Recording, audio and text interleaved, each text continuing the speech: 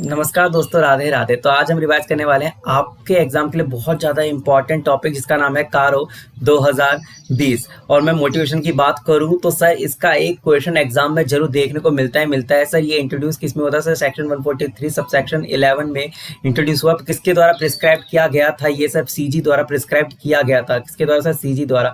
अब इसकी एप्लीकेबिलिटी के बारे में बात कर लेते हैं, जिसपे एक क्वेश्चन बनता है सर। एप्लीकेबिलिटी सर ये एवरी कंपनी पर एप्लीकेबल है, इंक्लूडिंग सर किस पे? सर फॉरेन कंपनी पे भी, इंक्लूडिंग फॉरेन कंपनी। सर अब आप ये सोचेंगे सर जब यहाँ पे एवरी कंपनी लिख दिया तो ब्रैकेट में इंक्लूडिंग फॉरेन कंपनी क्यों लिखा है? तो सर इसका सिंपली मीनिंग ये है कि सर कारो आया कंपनीज एक्ट के अकॉर्डिंग। सर कंपनी की अगर आप डेफिनेशन पढ़ते हैं कंपनीज एक्ट के अकॉर्डिंग तो उसमें फॉरेन कंपनी को हटा रखे, फॉरेन कंपनी इंक्लूड नहीं होती कंपनी की डेफिनेशन में, जिसके कारण इसमें जब कारो की जब बनाया गया तो उसमें लिखा एप्लीकेबिलिटी में every company including foreign company.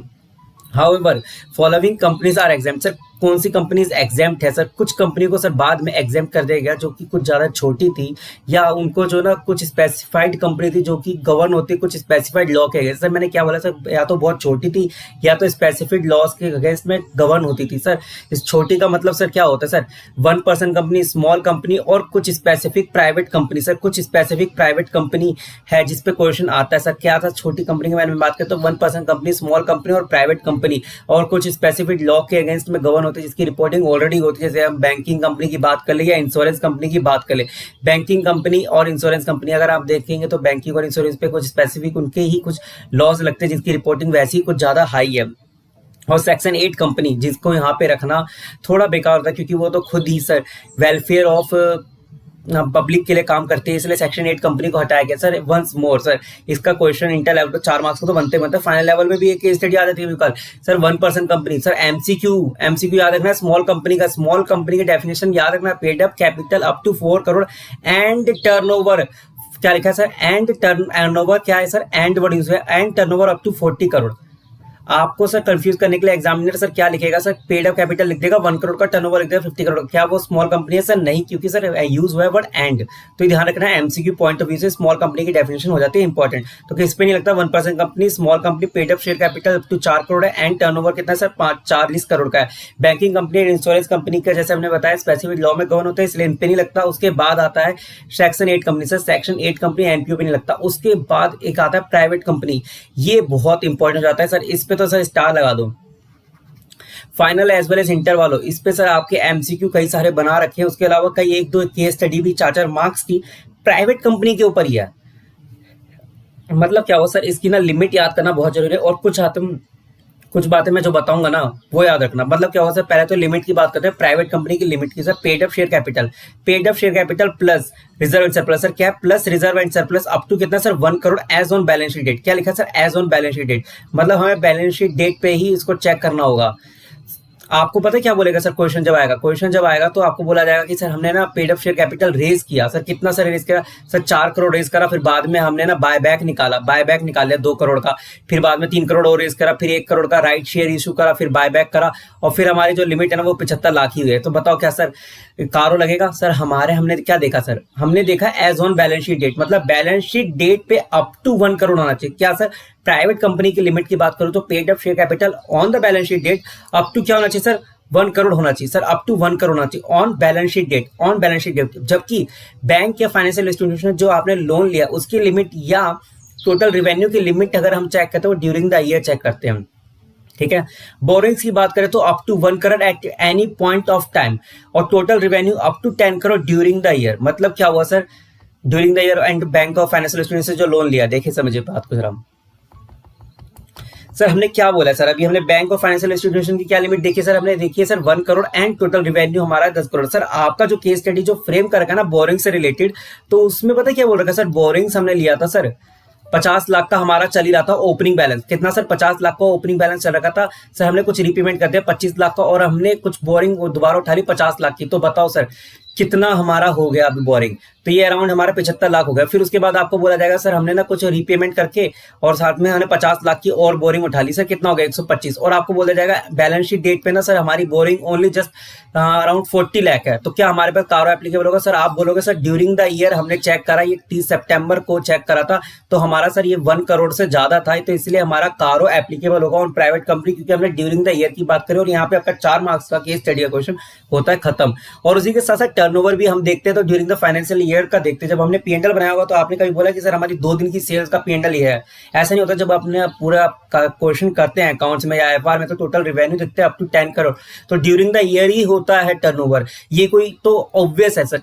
Revenue की जब भी बात आती है, जब हम लिमिट चेक करते हैं रेवेन्यू की, तो ड्यूरिंग द ईयर चेक करते हैं, उसमें क्रेडिट नोट डेबिट नोट जैसा कोई क्वेश्चन बीच में मत लाइएगा। वो अपना जो ड्यूरिंग द ईयर 1 अप्रैल 2023 से लेकर 31 मार्च 2024 तक जितना टोटल टर्नओवर आपका बना था, वो आप देखिए सर अप टू 10 करोड़ है, 10 करोड़ से ज्यादा हो गया, ठीक है।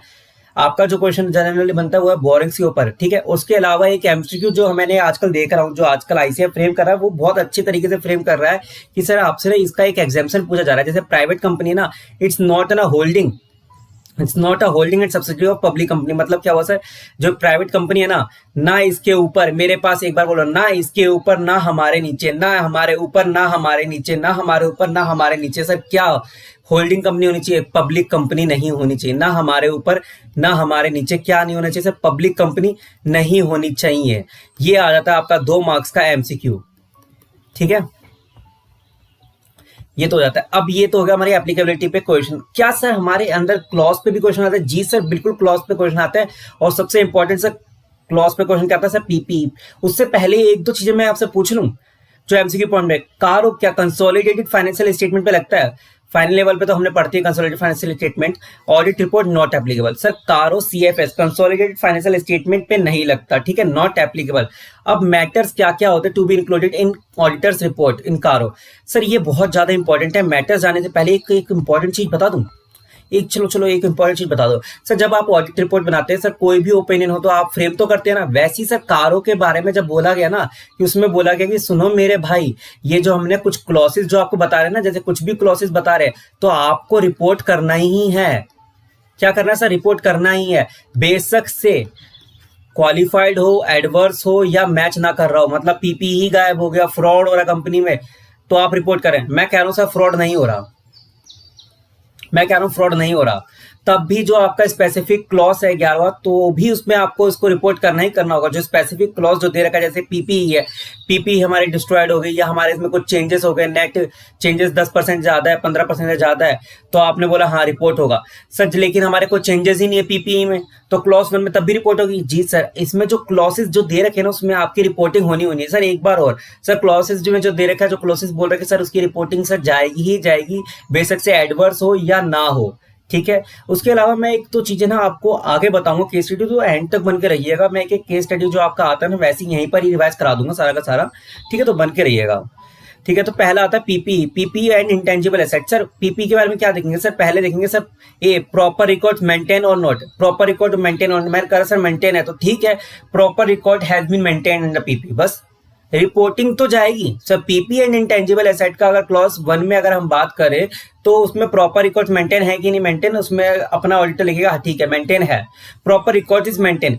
उसके बाद पीपी मैनेजमेंट फिजिकली वेरीफाई करा है नहीं करा, रीजनेबल इंटरवल पे। सर क्या बात हो रहा है सर? पीपी को मैनेजमेंट द्वारा फिजिकली वेरीफाई करा नहीं करा, रीजनेबल इंटरवल पे। अब रीजनेबल इंटरवल की मीनिंग क्या होती है एमसीक्यू के पॉइंट ऑफ व्यू से सर? होती है वो 3 साल। क्या होती है सर रीजनेबल इंटरवल का मतलब 3 साल के अंदर अंदर एक ना एक बात तो सर आपका फिजिकली वेरीफाइड हर एक एसेट होना चाहिए। और अगर मटेरियल डिस्क्रिपेंसीज मिली तो उसको बुक में कैसे डील करा गया है सर? जो भी मटेरियल डिस्क्रिपेंसीज मिली है, उसको बुक में कैसे डील करा गया है उसको बताएं। और मटेरियल डिस्क्रिपेंसीज का मतलब क्या होता है सर? वो ऑडिटर की जजमेंट पे डिपेंड करता है सर। मैंने बोला सर पीपीई का फिजिकल वेरिफिकेशन होना चाहिए 1 इन 3 ईयर, और मटेरियल डिस्क्रिपेंसीज मिली तो बुक में कैसे डील करा गया उसके बारे में आपको बताना होगा। हे ऑडिटर सुनो ना जरा, आपने फिजिकली वेरीफाई करा था ना? एक मिनट, मेरा रिकॉर्डिंग सही से हो रहा है ना ये? ठीक है। हे ऑडिटर, आपने फिजिकल तो वेरीफाई करा था? मैंने बोला हाँ जी सर हमने किया था। तो उसका एक बार बताओ, फिजिकल वेरीफाई करने के बाद टाइटल डीड देखा था, वो कंपनी के नाम पे था ही ना? अगर नहीं था ना तो आपको ये कुछ चीजें हैं जो बतानी होगी। सर किसके नाम पे था? मैंने बोला टाइटल डीड। मैंने पहले फिजिकल वेरीफाई करा, उसके बाद बोला हे ऑडिटर मेरे को बताओ, क्या टाइटल डीड कंपनी के नाम पे था? अगर नहीं था तो किसके नाम पे था? प्रोमोटर के नाम पे था, एम्प्लॉय के नाम पे था, या रिलेटिव के नाम पे था? किसके नाम पे था? प्रोमोटर के नाम पे था, या एम्प्लॉय के नाम पे था, या रिलेटिव के नाम पे था? किसी स्ट्रेंजर के नाम पे तो हो नहीं सकता। स्ट्रेंजर के नाम पे हुआ तो इसका मतलब है कि आपकी तो प्रॉपर्टी ही नहीं है। अब आप सोचोगे सर क्रेडिट डेटर, अगर क्रेडिट डेटर है तो वो हमारे रिलेटिव है। किस क्या बिहाफ था? उसके बिहाफ पे आप बताओगे प्रोमोटर के नाम पे था, एम्प्लॉय के नाम पे था, रिलेटिव के नाम पे था? प्रॉपर्टी का डिस्क्रिप्शन, ग्रॉस वैल्यू और रीजन भी आपको बताना है, ठीक है? अगर किसी और के नाम पे था तो प्रॉपर्टी का डिस्क्रिप्शन, ग्रॉस वैल्यू और रीजन आपको बताना होगा। अब पीपी और इंटेंजिबल एसेट रिवैल्यूएट करेंगे आपने, जैसे आपने बताया, आपने पढ़ा होगा सर, हमने कभी कल जब पहले पीपी होती है, कुछ हमारे जैसे मशीनरी होती है, ठीक है? जैसे फोटोकॉपी की मशीन में बात करता हूँ, ठीक है? एक लगी है फैक्ट्री में, एक लगी है ऑफिस में। सबसे पहले कौन सी डैमेज होगी? सर आपको लगता नहीं है सर फैक्ट्री वाली ज्यादा डैमेज होगी, क्योंकि जब हम ऑफिस के क्लाइंट की बात करते हैं तो वो आराम से अपना फोटो कॉपी करते हैं, आराम से पेज लगाया और करा। जो कि फैक्ट्री में जहाँ पे लोग काम कर रहे हैं, फैक्ट्री में किसी चीज का इक्विपमेंट का मैन्युफैक्चरिंग हो रहा है, तेल पानी का हाथ है, वो ऑडिटर गया, उसने देखा भाई क्या आ रहा है, ये तो 5 साल चलने थी फोटोकॉपी मशीन, आपने तो 2 साल में ही खत्म कर दिया। इसको डेप्रिशिएट कर दो 30% से, इसको डेप्रिशिएट कर दो 30% से, क्या नेट इफेक्ट आया? 0%। नेट इफेक्ट 0% है। यही कारों में आगे आपको बता रखा है। कारों में क्या बोला है कि जो भी आप रिवैल्यूएट करते हैं, चेंजेस करते हैं, net carrying amount. Sir again किसकी बात हो रही है सर? ग्रोस कैरिंग अमाउंट की बात हो रही है, नेट कैरिंग अमाउंट की? मैंने अभी नेट करके आपको बताया कि सर 0% हुआ है।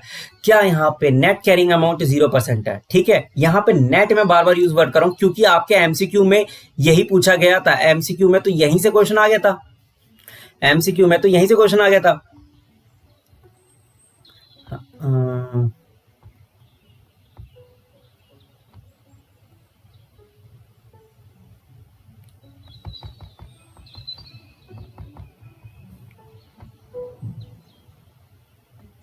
ठीक है, सॉरी।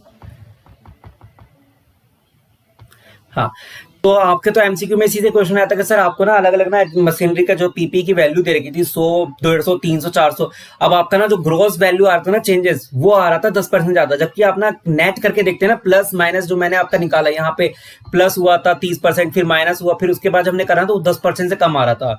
तो ये आपका बेहतरीन तरीके से ना एमसीक्यू में चेक करा गया था और आपको पूछा गया कि क्या रिपोर्टिंग, क्या नेट चेंजेस की 10% से ज्यादा क्या रिपोर्ट होगा कि नहीं होगा, क्या होगा, रिपोर्ट होगा कि नहीं होगा? क्यों? नेट चेंजेस है तो वो रिपोर्ट होगा।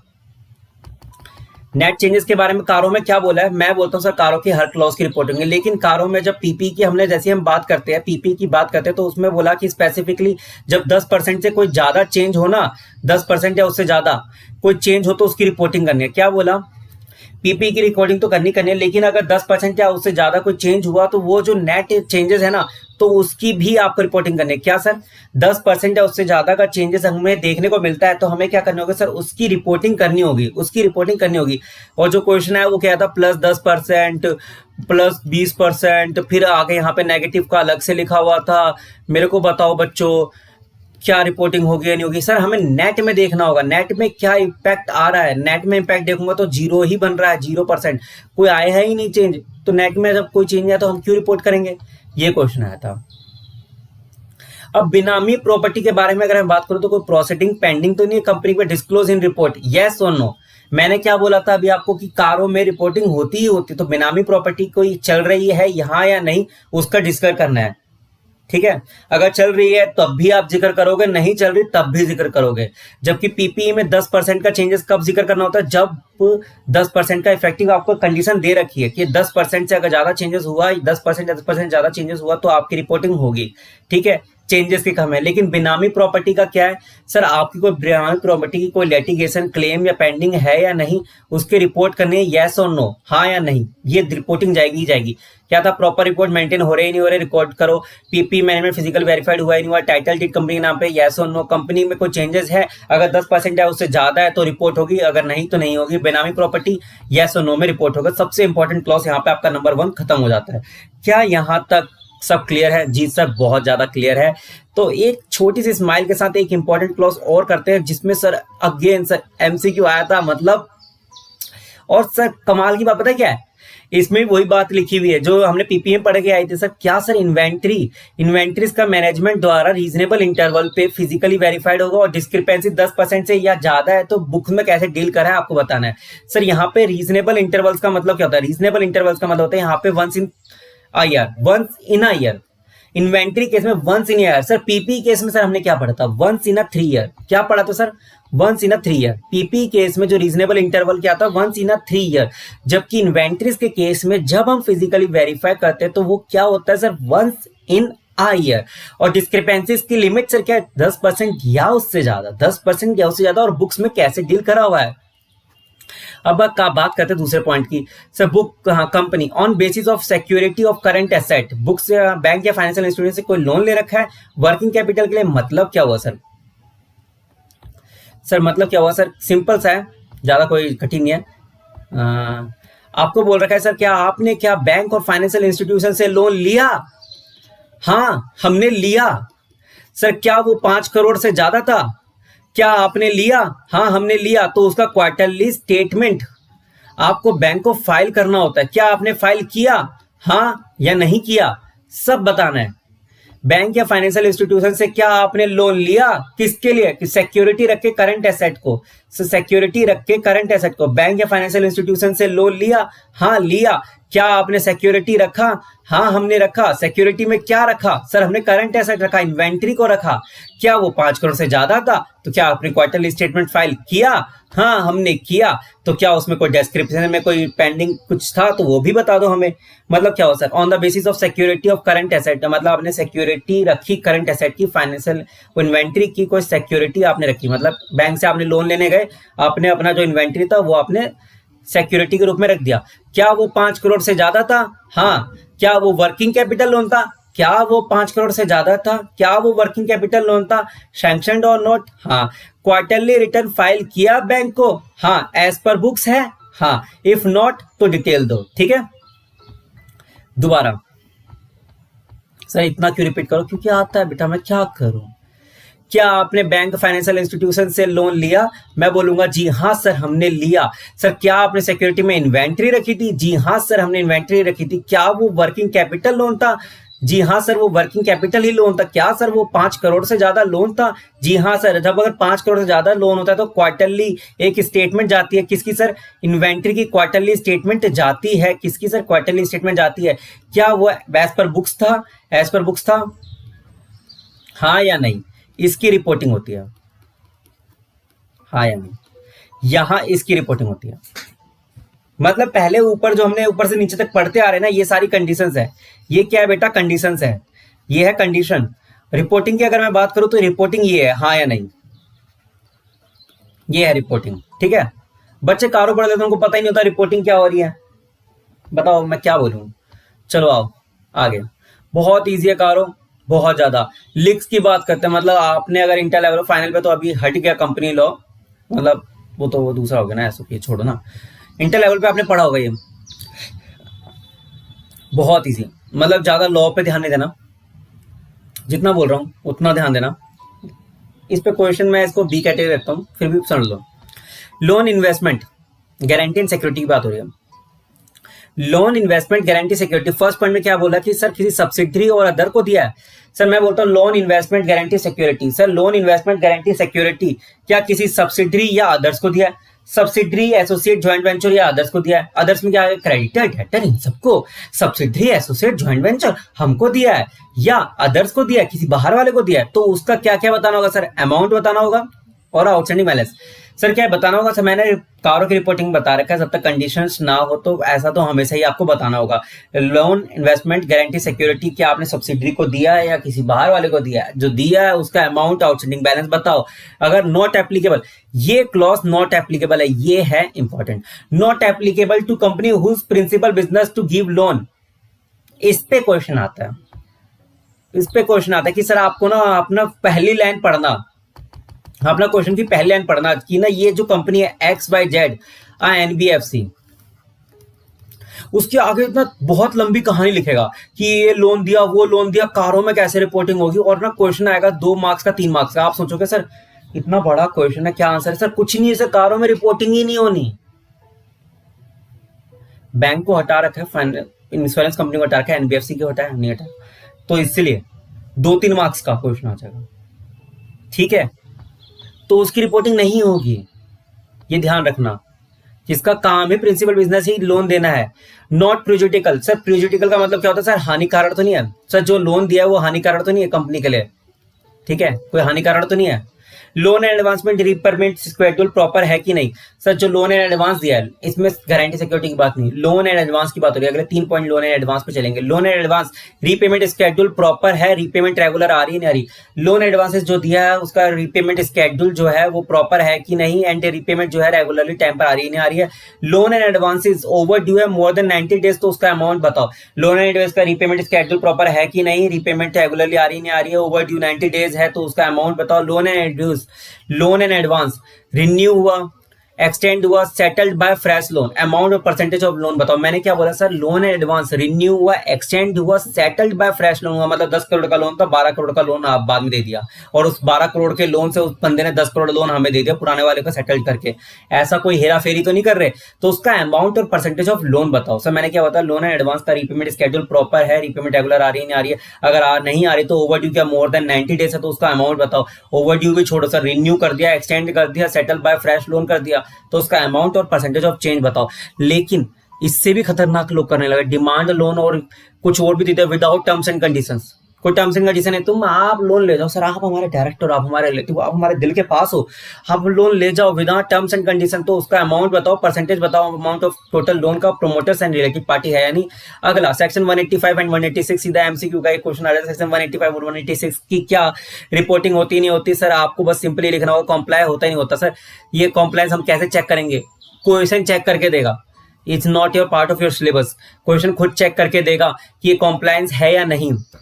इंटर लेवल पे तो 1-2 है पैराग्राफ 185 186 का, लेकिन ये फाइनल लेवल पे तो कुछ है भी नहीं। तो कॉम्प्लायंस है या नहीं, बस सिंपली एमसीक्यू आ गए तो आ गए, ठीक है। डिपॉजिट की बात करें तो आरबीआई के डायरेक्शन के अकॉर्डिंग ही डिपॉजिट है या कुछ और ही चल रहा है? सर आरबीआई के डायरेक्शन के अकॉर्डिंग डिपॉजिट है, सेक्शन 73 to 76 का कॉम्प्लाई हो रहा है नहीं हो रहा, उसके बारे में रिकॉर्ड करेंगे, ठीक है। अब बात करते हैं कॉस्ट रिकॉर्ड की। सर किसकी बात करें? सर कॉस्ट रिकॉर्ड की। कॉस्ट रिकॉर्ड, तो कॉस्ट रिकॉर्ड क्या है? सेंट्रल गवर्नमेंट ने कॉस्ट रिकॉर्ड को कुछ स्पेसिफाई कर रखा है, तो जो एप्लीकेबल है या नहीं ये आपको बताना है। कॉस्ट रिकॉर्ड मेंटेन करा है नहीं करा, मतलब क्या हो सर? कॉस्ट रिकॉर्ड है, कौन सा सर क्लॉज है? 6।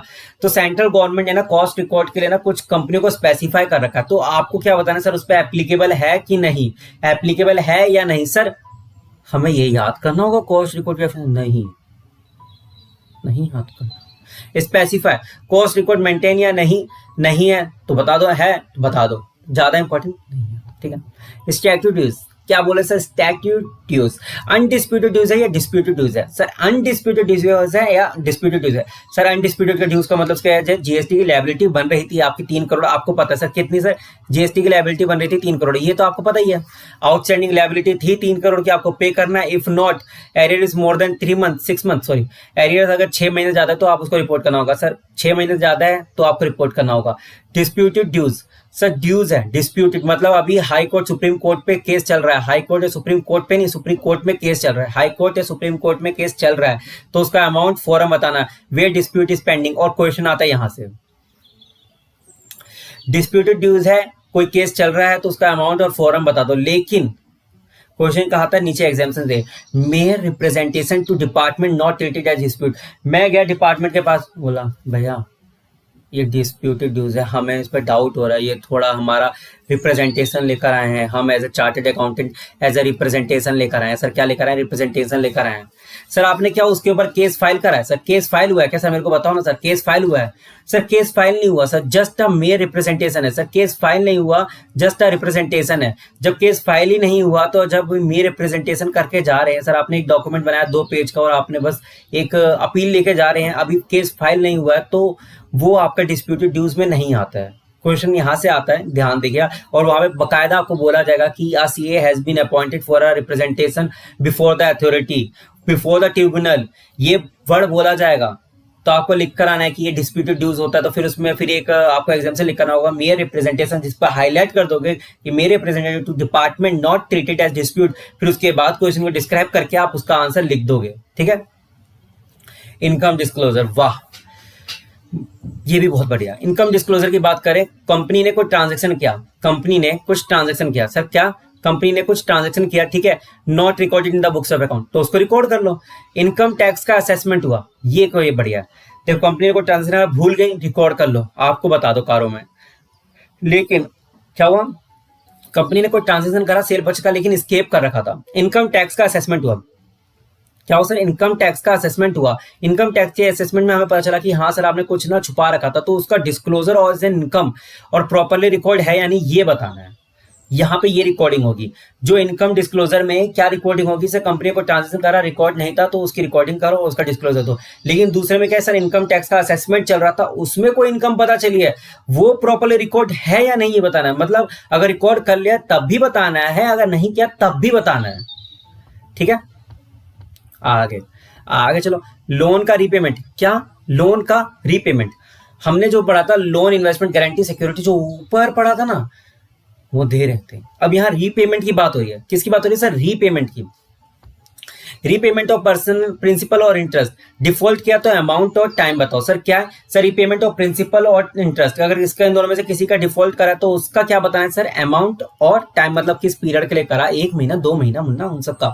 कंपनी बैंक फाइनेंशियल में विलफुल डिफॉल्टर तो नहीं है सर? आरबीआई कोई विलफुल डिफॉल्टर की लिस्ट निकालता? अगर नहीं है हमें बताओ sir. Company bank financial institution है, विलफुल डिफॉल्टर है, तो बैंक को बताना होगा। Company term loan obtained purpose if not use, different purpose के लिए यूज है तो नेम और पर्पस। क्या बोला है जरा ध्यान समझना, नेम एंड पर्पस। सर क्या है सर? आपने ना कोई क्या लिया? लोन लिया। सर लोन लिया सर लेट सपोर्ट बिल्डिंग के लिए बनाने के लिए लिया। सर किसके लिए? बिल्डिंग के लिए। लेकिन इस बिल्डिंग के लिए ना लेकर आपने उस लोन को सर कहाँ यूज कर लिया? पीपीई के मैन्युफैक्चरिंग, या मैन्युफैक्चरिंग छोड़ोगे परचेज के लिए यूज कर लिया, इसके लिए यूज कर लिया। लेकिन आपने किसके लिए लिया था? बिल्डिंग के कंस्ट्रक्शन के लिए यूज किया था। क्या इस पर्पस के लिए यूज हुआ लोन को? नहीं यूज हुआ, इस वाले पर्पस के लिए होगा, तो उसका सर अमाउंट बताना होगा आपको। ठीक है। अमाउंट एंड नेचर ये सब डिस्क्लोज करके चलना होगा। ठीक है। आगे short term loan, short term purpose के लिए यूज करा, लॉन्ग टर्म पर्पस का नेचर था। शॉर्ट टर्म के लिए आपने लोन लिया था वर्किंग कैपिटल का। सर आपने बोला था सर वर्किंग कैपिटल लोन चाहिए। सर किसके लिए चाहिए? वर्किंग कैपिटल का लोन चाहिए। सर हमें ना परचेज करना है। सर क्या परचेज करना है? वर्किंग कैपिटल के लिए परचेज करने, कुछ ट्रेडिंग का जो हमारा बिजनेस होता है वो गुड्स परचेज करनी थी। लेकिन आपने ट्रेडिंग का गुड्स ना परचेज करके आपने क्या करा सर? पीपी परचेज कर लिया। सर ये तो लॉन्ग टर्म गुड्स है। सर क्या सर? ये तो लॉन्ग टर्म गुड्स है और आपने लिया था वर्किंग कैपिटल के लिए। तो क्या सर चेंजेस हैं? हाँ जी सर चेंजेस हैं। तो उसका सर आपको क्या करना होगा? सर आपको रिपोर्ट करना होगा।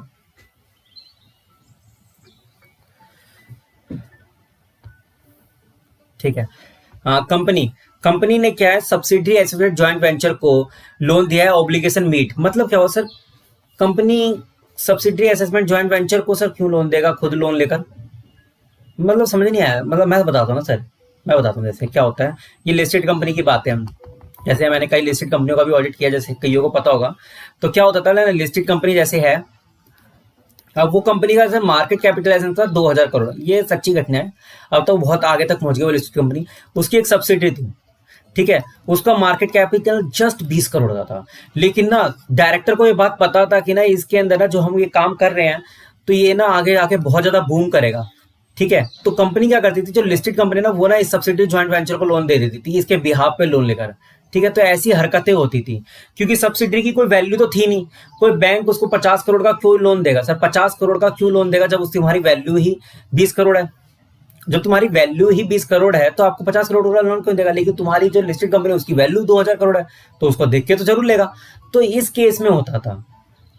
अब आप बोलोगे सर ये धंधा ये लिस्टेड कंपनी यहीं चला लेती, तो इस केस में मैं बताऊं तुम्हें क्या होता है, मैं सही बताऊं। लिस्टेड कंपनी में जो आपको पता होगा प्रोमोटर की होल्डिंग होती है वो कम होती है, प्रोमोटर की होल्डिंग कम होती है। हमारे केस में सर प्रोमोटर की होल्डिंग सही में 50% से कम थी। तो प्रोमोटर क्या चाहते थे, जो सब्सिडी कंपनी बनाई थी ना इसमें उनकी होल्डिंग थी 90%। तो सिंपली वर्ड में लिस्टेड कंपनी ना अपने यहाँ से इनकम यहाँ पर ट्रांसफर करने की कोशिश कर रही थी, ये ऐसा हो रहा था, ऐसी चीजें होती है। तो इस तरह की जो हरकतें होती है ना तो उसके बारे में रिपोर्टिंग हो रही है। ये तो बहुत डिटेल में हो गया, मत जानना, जो बोला भूल जाओ। यहाँ only exam point of view के लिए ध्यान दो, घर आओ माफी चाहते हुए बस जो एग्जाम पॉइंट ऑफ व्यू के लिए इंपॉर्टेंट है उतना ध्यान दो। कंपनी ने कोई सब्सिडी एसोसिएट ज्वाइंट वेंचर के ऑब्लिगेशन मीट करने के लिए क्या लोन लिया है? क्या कंपनी ने किसी अपने एसोसिएट ज्वाइंट वेंचर या एसोसिएट कंपनी का कोई ऑब्लिगेशन था उसको मीट करने के लिए लोन लिया है? अगर हाँ, मैं क्या बोला, अगर हाँ ऐसा है तो रिपोर्ट करो। अगर हाँ ऐसा है तो अमाउंट और नेचर एंड पर्पस आप रिपोर्ट करो। अगर हाँ ऐसा है तो रिपोर्ट करो। जो मैंने बोला था एग्जांपल 1 मिनट के लिए भूल जाओ वरना तुम कंफ्यूज हो जाओगे। कोई कंपनी है उसने क्या लोन लिया अपनी सब्सिडी एसोसिएट जॉइंट वेंचर के ऑब्लिगेशन मीट करने के लिए? अगर हाँ तो अमाउंट और नेचर पर्पस बताओ। क्या कंपनी ने जो है सिक्योरिटी प्लेज करी लोन लेने के लिए और उसका कोई डिफॉल्ट इन रीपेमेंट है? अगर हाँ तो आप बताओ। कोई कंपनी ने लोन लिया on obligation to meet the associate joint venture, तो उसका अमाउंट है नेचर बताओ। कोई कंपनी ने क्या उसकी सिक्योरिटी प्लेज करी है अपनी खुद की लोन लेने के लिए सब्सिडी एसोसिएट जॉइंट वेंचर का, तो उसका क्या बताना होगा? डिफॉल्टिंग रीपेमेंट तो नहीं है, वो सब बताना होगा। आईपीओ एफपीओ एंड अदर्स, ठीक है। मैं कोशिश कर रहा हूँ ज्यादा डिटेल में नहीं जाके, एग्जाम ओरिएंटेड ही होने की कोशिश कर रहा हूँ, सही बताऊँ तो, क्योंकि मैंने ऐसे ऐसे काम देखे ना, मतलब तुम देख के ना तुम लोग को लग रहा है बहुत छोटी छोटी चीज है, लेकिन रियलिटी बताओ ना, कारो रिपोर्टिंग के लिए अलग से पूरा का पूरा ब्रांच होता है, बहुत बड़ा ब्रांच होता है।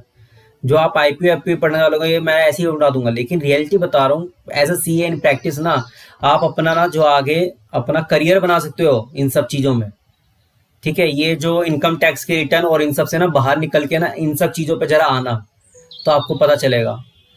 IPO FPO and other allotment, IPO FPO से जो आपको पैसा मिला है पर्पस, जिस पर्पस के लिए आपने रेज किया था उसी पर्पस के लिए आपने लगाया। इफ नॉट तो अमाउंट और नेचर बताओ। जो आईपीओ एफपीओ से जो आपने पैसा रेज किया तो उसी पर्पस के लिए लगाया, अगर नहीं तो उसका अमाउंट और नेचर मेरे को बताओ। Preferential allotment sir, FII foreign institutional investment, qualified institutional investment, जो प्राइवेट प्लेसमेंट की मनी रेस किया use for specific purpose, not to amount और नेचर। आईपीओ आईपीओ से यूज करो या एफआईआई क्वालिफाइड इंस्टीट्यूशन इन्वेस्ट करो सर, जिस पर्पस के लिए यूज किया सर उस पर्पस के लिए लगाया है तो ठीक, नहीं लगाया तो अमाउंट और नेचर बताओ। रिपोर्टिंग कब होगी? जब आपने उस पर्पस के लिए यूज नहीं कर रहे तो अमाउंट और नेचर बताओ। फ्रॉड, फ्रॉड बहुत बढ़िया है, मतलब फ्रॉड, कंपनी ने फ्रॉड किया या कंपनी पर फ्रॉड हुआ, बात को समझना। कंपनी ने फ्रॉड किया या कंपनी पे फ्रॉड हुआ, वो दोनों अगर हाँ है तो बता दो। मतलब कंपनी ने अपने क्रेडिटर अपने एम्प्लॉय के साथ फ्रॉड किया, अगर हाँ तो हमें बताओ। या कंपनी पे फ्रॉड हुआ, कंपनी के एम्प्लॉय ने ही कंपनी के ना डैश से चेक निकाल के साइन कर करके दूसरों को भेज दिया, अपने एम्प्लॉय स्टाफ को भेज दिया, या उसके जो डेटर्स थे उन्होंने उनके साथ फ्रॉड कर दिया।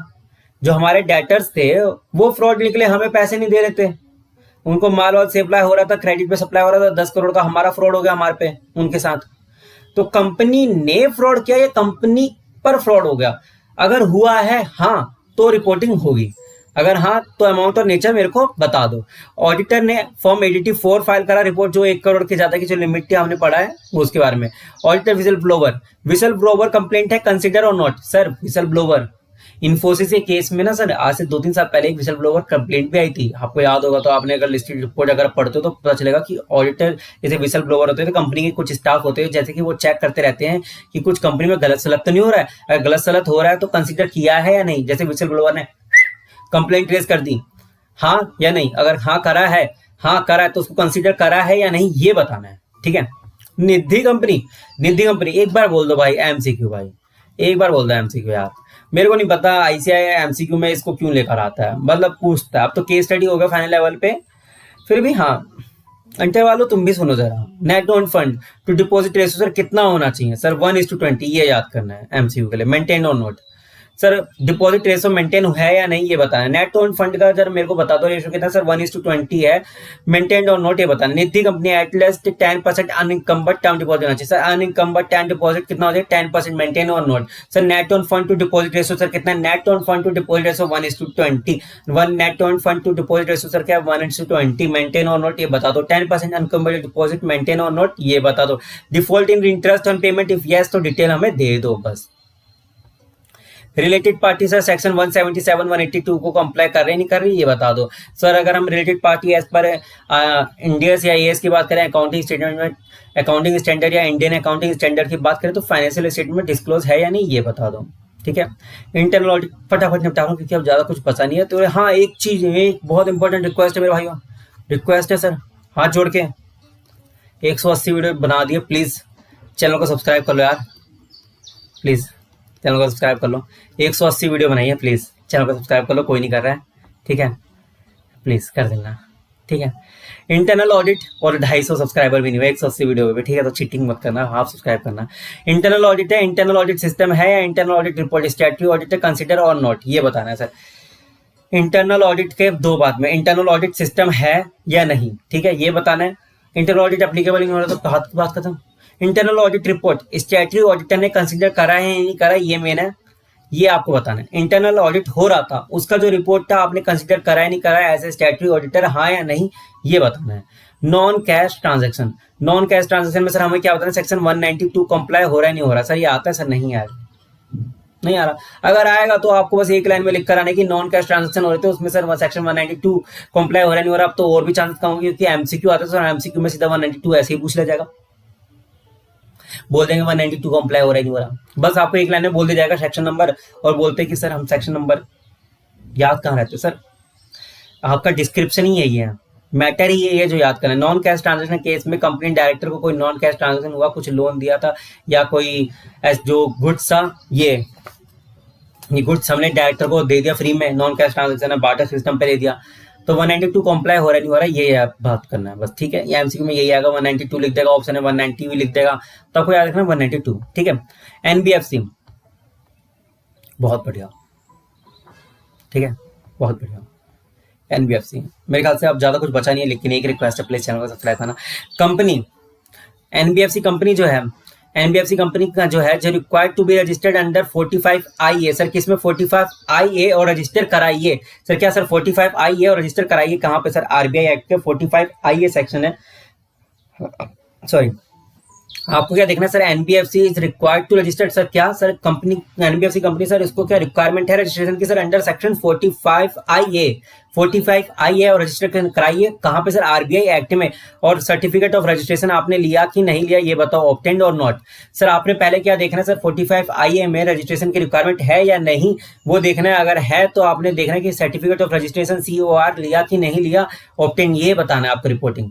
पहले तो आपने रिक्वायरमेंट देख ली, सर रिक्वायरमेंट नहीं है तो छोड़ो, सर रिक्वायरमेंट है फिर आप देखना कि सर्टिफिकेट ऑफ रजिस्ट्रेशन लिया ही नहीं लिया, लिया है तो उसका रजिस्ट्रेशन नंबर डाल देना, नहीं लिया तो कार्य की रिपोर्टिंग स्वाहा खत्म। Company without company certificate of registration NBFC activities conduct हो रही है तो वो बता दो सर, मतलब कि उस पे ना सर्टिफिकेट ऑफ रजिस्ट्रेशन रिक्वायरमेंट नहीं थी, क्या क्या एनबीएफसी की एक्टिविटी कंडक्ट हो रही है वो बता दो। अगर एनसीआर एप्लीकेबल था लेकिन तब भी नहीं लिया तो क्या क्या एक्टिविटीज कंडक्ट हो रही है वो सब आपको बताना है। कंपनी सीआईसी तो नहीं है, सीआईसी क्राइटेरिया फुलफिल्ड और नोट सर, क्या बोला सीआईसी क्राइटेरिया फुलफिल्ड और नॉट वो बताना है सर, क्या सीआईसी कैटेगरी फुलफिल्ड होना नहीं है वो बताना है, ठीक है। इन्वेस्टमेंट कंपनी की होती है जो वो उसकी बात हुई है। एटलीस्ट 90% ऑफ नेट इन्वेस्टमेंट, मतलब क्या है सीआईसी क्या होती है सर, इन्वेस्टमेंट कंपनी होती है बेसिकली एनबीएफसी, तो उसमें क्या बताना है सर, एटलीस्ट 90% तो नेट एसेट में होना चाहिए।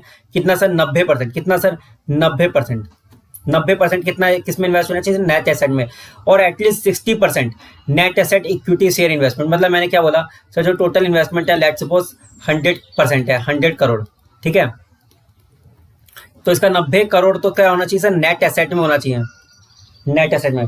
और जो नेट एसेट है ना ये 90 करोड़, उसमें भी कम से कम भी 60 करोड़, क्योंकि इसका 60% बोला है ना, 60% तो कितना 60 करोड़ इक्विटी इन्वेस्टमेंट होनी चाहिए, ठीक है। सीआईसी इन्वेस्टमेंट कंपनी जो है एनबीएफसी उसके बारे में बात हो रही है। मोर देन 1 सीआईसी है, कितना सर, मोर देन 1 सीआईसी, क्या sir more than 1 CIC. Number of CIC कितने वो बता दो, अगर मोर देन 1 सीआईसी है तो नंबर ऑफ सीआईसी बताओ। तो पहले रजिस्ट्रेशन की रिक्वायरमेंट है या नहीं वो देखो, अगर रिक्वायरमेंट ऑब्टेन किया ही नहीं है वो बताओ। उसके अलावा विदाउट सर्टिफिकेट ऑफ रजिस्ट्रेशन अगर आप काम करो तो क्या क्या काम करो वो बताओ। अगर सीआईसी कंपनी इन्वेस्टमेंट कंपनी के बारे में बात हो रही है, क्राइटेरिया फुलफिल्ड हो रहा है नहीं हो रहा वो बताओ। क्राइटेरिया आपको याद करने की जरूरत नहीं है। उसके अलावा जो इन्वेस्टमेंट है 90% है या नहीं 90% में, और 60% इन इक्विटी शेयर्स इन्वेस्टमेंट है या नहीं वो बताना है। अगर मोर देन 1 सीआईसी है तो नंबर ऑफ सीआईसी बता दो। कैश लॉस है, कैश लॉस आपको बताना है करंट ईयर और प्रीवियस ईयर का जो भी कैश लॉस है, जो भी अमाउंट वो बताना है। अगर कोई कैश लॉस नहीं हुआ तो रिपोर्टिंग नहीं जाएगी। कोई भी कैश लॉस है करंट ईयर और प्रीवियस ईयर में तो कैश लॉस हुआ है तो उसकी अमाउंट आप बताना होगा। Resignation of auditor during the year, क्या सर रेजिग्नेशन हुआ है ड्यूरिंग द ईयर किसी ऑडिटर ने? सर आपका केस स्टडी आता है, आपको पता है सर हमें ना वहाँ कंफर्मेशन लेना होता है, हमें उसे बताना चाहिए रेजिग्नेशन। जब आपका ऐसे का क्वेश्चन आता है तो उसमें कारों का भी एक लाइन जाता है, तो ये वाला क्लॉज आप याद रखिएगा। क्लॉज नंबर सर कितना है? सर 18। सर कितना सर? क्लॉज नंबर 18 XVIII करके लिखोगे सर, XVIII सर 18 नंबर नहीं लिखोगे, ऐसे लिखोगे रोमन काउंटिंग में, ठीक है। ये चीज ध्यान रखना। सर रेजिग्नेशन ऑफ ऑडिटर है तो क्या कारों में रिपोर्टिंग होगी? तो ये भी एक लाइन लिख कर आना, 1 मार्क्स इसका होता है सर, 1 मार्क्स इसका होता है, ठीक है। तो भूलना मत। रेजिग्नेशन ऑफ ऑडिटर है, आप उससे चिट्ठी मंगा रहे हो, कम्युनिकेशन करो, पॉजिटिव कंफर्मेशन ले रहे हो, ठीक है। मेल पे रिटर्न होता है ना जब चैट ऑडिट जाता है तो। ड्यूरिंग द ईयर ऑडिटर रेजिग्न, उस पर तो देखते कि आप पर वो क्यों रेजाइन हुआ था वो सब, ठीक है, वो बात की बात है, वो ज़्यादा हम इसमें नहीं घुसेड़ेंगे। रेजिग्नेशन ऑफ ऑडिटर हुआ ड्यूरिंग द ईयर हुआ तो ऑडिटर ने रिजाइन जो करा है, ऑडिटर ने रिजाइन करा है और इनकमिंग जो ऑडिटर आ रहा है तो इश्यूज क्या क्या थे, ऑब्जेक्शन क्या क्या थे, कंसर्न क्या थे, आउटगोइंग ऑडिटर ने उन सबको कंसिडर करा ही नहीं करा ये बताना है। हमने उन सबको कंसिडर करा नहीं करा, मतलब ये ऑडिटर की ड्यूटी है। जब रेजिग्नेशन हुआ है किसी एक ऑडिटर का द्वारा, मतलब एक्स गया, एक्स चले गए हमारी लाइफ से, तो उसने ड्यूरिंग द ईयर रेजिग्नेशन करा, तो जो इनकमिंग ऑडिटर आ रहा है सर कौन आया? सर वाई आया। सर वाई अगर आया है ऑडिटर तो आया तो उसने जो भी इश्यूज थे, ऑब्जेक्शन थे, कंसर्न थे जो एक्स ने लिए थे उन सबको कंसिडर करा ही नहीं करा, वाई को ये अपनी रिपोर्ट में बताना है, ठीक है। बहुत ईजी है। Going concern on the basis of financial ratio and expected date and realization of the financial liabilities within 1 year, no market uncertainty। Going concern के बारे में, जो गोइंग कंसर्न है आपको बताना है कि 1 साल का जो टेस्ट होता है 12 महीने का, वो चेक करना है कि नो मार्केट अनसर्टेनिटी है उसके बारे में, ठीक है। CSR की बात करें तो ऑन गोइंग प्रोजेक्ट होता है, other than on going project होता है, मतलब हमने अभी नहीं प्रोजेक्ट स्टार्ट हो रहा, स्टार्ट होगा, अभी ऑन गोइंग प्रोजेक्ट है। तो अनस्पेंड अमाउंट कितना है? अनस्पेंड जैसे कि कुछ रोड है, कुछ ब्रिजेस कुछ बनवा रहे हैं या कोई हॉस्पिटल्स है उसके बारे में बात है, हॉस्पिटल्स बनवा रहे हैं तो उसके बारे में स्पेसिफिक अकाउंट में, स्पेशल अकाउंट में ट्रांसफर करा नहीं करा। जो अनस्पेंड अमाउंट है सर, क्या है सर? अनस्पेंड अमाउंट, जैसे ऑन गोइंग प्रोजेक्ट था 100 करोड़ का, 50 करोड़ अभी अनस्पेंड अमाउंट है तो उसको आपने स्पेशल अकाउंट में डाला है नहीं डाला ये आपको बताना है, ठीक है। अदर देन ऑनगोइंग प्रोजेक्ट है, अदर देन ऑनगोइंग प्रोजेक्ट तो सारा का सारा अनस्पेंड अमाउंट होगा।